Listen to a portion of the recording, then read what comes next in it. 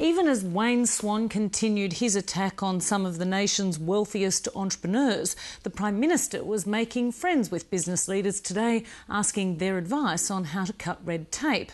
Meanwhile, the Reserve Bank kept interest rates on hold but warned that productivity would need to increase in order to achieve economic growth forecasts. Political correspondent Tommy Goodin reports. The Reserve Bank's decision was anticipated, and so was most of the reasoning in the Governor's accompanying statement. International conditions are holding ground or firming, while local growth's expected to remain at around 3% with relatively low inflation. Chairman, you well? But Glenn Stevens is cautioning this forecast embodies an expectation that productivity growth will improve somewhat as a result of the structural change occurring in the economy. And that's something the government's keen to look as though it's helping along. The Prime Minister's forming a new business advisory forum to be comprised of around 25 business leaders who'll help the government cut down on red tape. The idea is to harmonise state laws to allow workers to move more easily between jobs. You've just seen on display today the partnership that there is between the Australian government and the business community. But the love's not being spread around the entire business community. Wayne Swan's keeping up his attack on billionaire mining magnates. They've been seeking to distort the public debate because they've got very deep pockets. But the Prime Minister says the Treasurer's problem with mega-rich miners doesn't mean the government's got a problem with business. We've always wanted to have a good relationship. I believe this is a demonstration of what you can achieve with a productive relationship. Business Council of Australia President Tony Shepherd was on hand for the announcement. Well, look, I wouldn't agree that we haven't been the best friend of government for a long time. We've enjoyed a very robust, good working relationship. Among the council's members is Fortescue Metals, whose chairman is one of Mr Swan's targets, Andrew Forrest.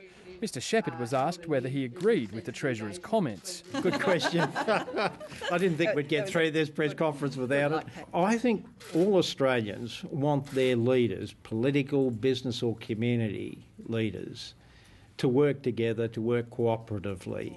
Even those who are willing to publicly disagree with Mr Swan's campaign, I didn't think it was a helpful intervention, were singing his praises with the Prime Minister looking on.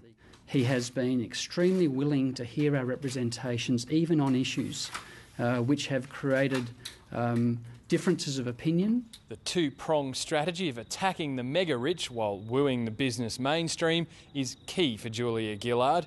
She needs the latter's support to underline her economic management credentials, while playing Robin Hood with the former helps shore up the ALP's blue-collar base.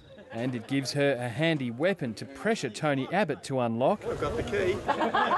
details of his economic policies. Well, our policy on foreign ownership will be announced in good time before the next election. While the opposition leader toured country Victoria, in Sydney it was back to the future for the incoming Foreign Minister.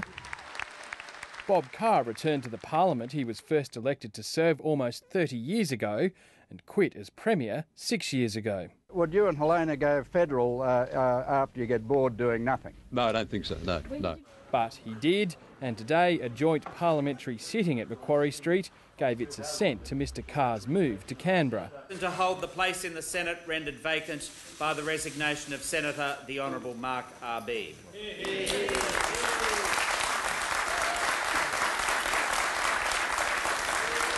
It wasn't an entirely smooth welcome back to politics. Shame, Bob, shame! A lone protester with a long memory attacked Mr Carr's record as Premier.